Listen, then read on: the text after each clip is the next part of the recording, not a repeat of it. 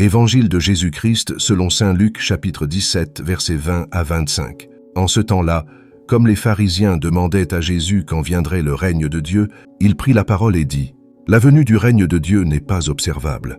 On ne dira pas : Voilà, il est ici, ou bien il est là. En effet, voici que le règne de Dieu est au milieu de vous. Puis il dit aux disciples : Des jours viendront où vous désirerez voir un seul des jours du Fils de l'homme, et vous ne le verrez pas. On vous dira : Voilà, il est là-bas, ou bien Voici, il est ici. N'y allez pas, n'y courez pas. En effet, comme l'éclair qui jaillit illumine l'horizon d'un bout à l'autre, ainsi le Fils de l'homme, quand son jour sera là. Mais auparavant, il faut qu'il souffre beaucoup et qu'il soit rejeté par cette génération. Acclamons la parole de Dieu. Dans cet extrait de l'Évangile, Jésus parle du règne de Dieu en réponse à la question des pharisiens. Leur question porte sur quand le règne de Dieu arrivera, probablement en s'attendant à un signe spectaculaire ou visible qui annoncerait son avènement.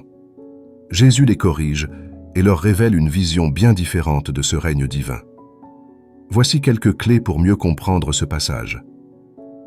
Jésus commence par dire que la venue du règne de Dieu n'est pas observable.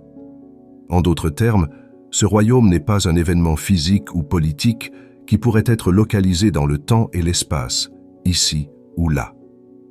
Le règne de Dieu, dans la vision de Jésus, est avant tout spirituel et intérieur. Il échappe aux attentes humaines d'un royaume visible qu'on pourrait identifier par des signes extérieurs. Jésus affirme que le royaume de Dieu est déjà au milieu de vous, ou parfois traduit comme « en vous ».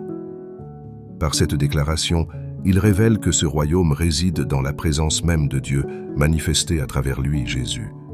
Le règne de Dieu n'est pas un territoire ou une nation à conquérir, mais la présence de Dieu qui agit parmi les hommes. C'est une réalité spirituelle à accueillir dans son cœur et à vivre dans notre relation avec Dieu. À ses disciples, Jésus annonce des temps où ils désireront ardemment voir un seul des jours du Fils de l'homme, mais ne le verront pas. Cette expression souligne un temps de désir intense, de manque ou de nostalgie. Cela pourrait se référer à des périodes de persécution, d'incertitude ou de doute, où la présence de Jésus semblera lointaine. Dans cette attente, Jésus les avertit de ne pas se précipiter vers des signes trompeurs, les « voilà, il est là-bas » ou « voici, il est ici ».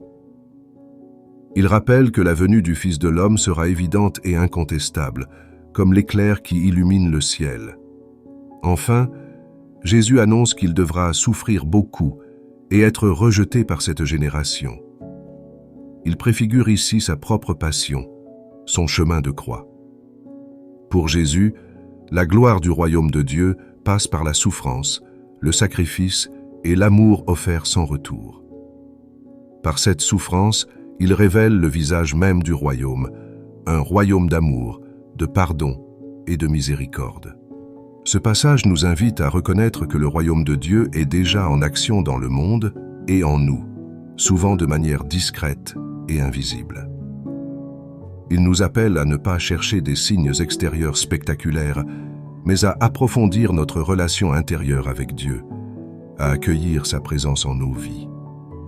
Jésus nous met aussi en garde contre les faux prophètes et nous rappelle de rester fermes dans la foi, même au milieu de l'épreuve, en gardant confiance en son retour final qui, bien qu'inconnu, sera incontestable. Seigneur, ouvre mes yeux et mon cœur pour que je voie ton royaume déjà présent autour de moi. Aide-moi à accueillir ta présence discrète et à ne pas me laisser détourner par des illusions. Que mon cœur reste fidèle, même dans les moments d'épreuve, et qu'il soit prêt à te recevoir, toi, le roi d'amour. Amen. Que Dieu vous bénisse et vous garde dans la paix de son royaume.